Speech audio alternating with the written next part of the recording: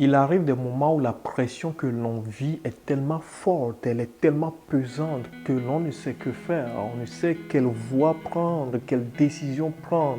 On a l'impression de s'aplatir sous un poids énorme. Que faire donc à ces moments-là? Bonjour, bienvenue à ce nouveau numéro de Lundi Inspiré. Mon nom est Maoko Anani.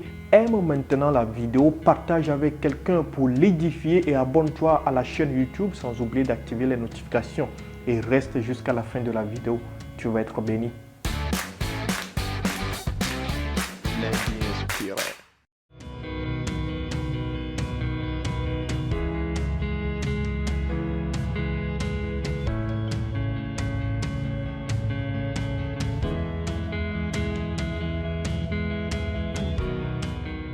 Tu as déjà vécu ou en vis-tu actuellement un de ces moments où on ressent vraiment de la pression sur nous. Oui, de gauche à droite, on est pressé de toutes parts.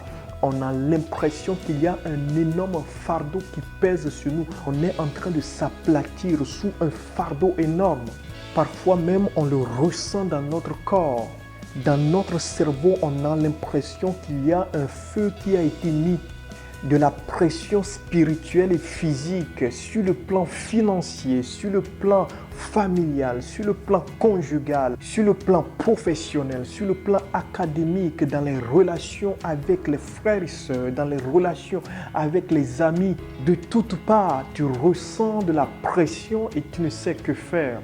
Le diable, il est spécialiste, il est maître dans l'art de presser. Nous sommes comme des tiges et lui, il est là, il prend la tige, il essaie de la casser et donc pour la casser, il la courbe, oui, afin de la casser. C'est exactement ce qui se passe aussi bien sur le plan spirituel que sur le plan physique et dans différents domaines de nos vies. Mais face à la pression, il faut opposer de la résistance. C'est ce que nous découvrons au travers de la parole de Dieu. Le poids est de plus en plus énorme, le fardeau est de plus en plus pesant, mais on ne s'écroule pas, on continue d'avancer, on continue de marcher, on continue de résister à la pression.